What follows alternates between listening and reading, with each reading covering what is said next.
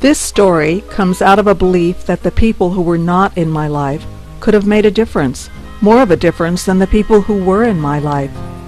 I believed if my aunt had lived, the sheer force of her presence would have benefited me immensely.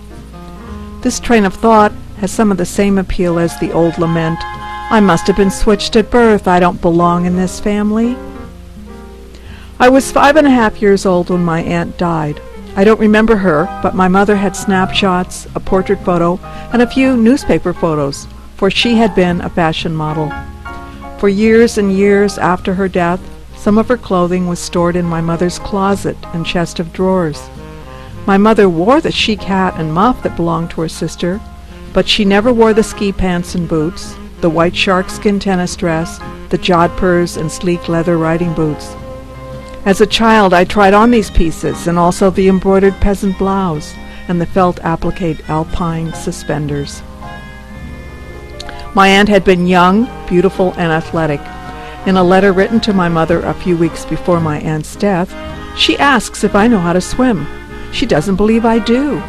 Her new husband, who is as old as her father, is set on teaching me come summer when they open the house at the lake and we will be invited.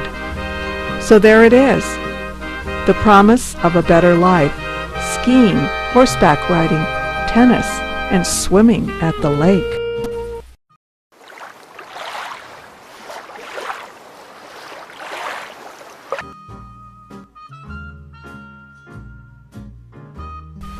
It was 1942. My aunt was married on February 28th, and 1 month later she was dead. She was 23 years old. This wasn't her first marriage. She had been married briefly right out of high school to a boy her age. I was told it had been annulled. Her new husband was 59 years old. Born in San Francisco, he was a prize fighter before coming to Nevada after the 1906 earthquake. A forward-thinking man, he developed the telephone and telegraph services for Carson Valley. He was well known and well connected. The couple was staying at the Minden Inn until they opened their summer home.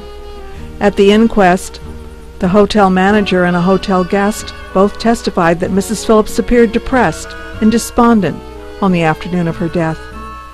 The sheriff stated a .38 Colt revolver was found under the body. The three-man jury deemed that death was due to a gunshot wound, self-inflicted. My uncle testified as far as he knew, his sister was unfamiliar with firearms. At the time of her death, her husband was 30 miles away and on his way back to the inn.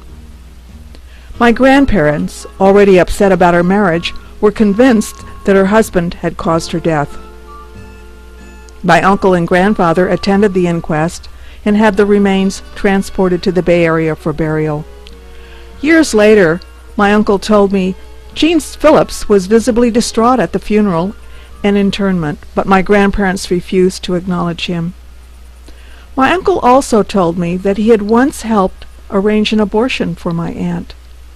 Fashion models were exposed to high-living people and their drugs and other vices, he said. 10 years ago, I was in Minden and thought maybe I could find out something about this family tragedy. I spoke to a few old-timers who remembered Gene. "Oh, yes, that death was very, very hush-hush. There was gossip that he might have done her in. He had a temper. He never smoked or drank, but he had a temper. He could be quite charming. And he wore shorts before men around here wore shorts." I left Minden in 1935. I was an operator for Gene. He was a ladies' man, but he was always good to me. "Well, he had a temper through things. Some people said he beat his wife. Oh, yes, he married again." So what happened? Was my aunt depressed?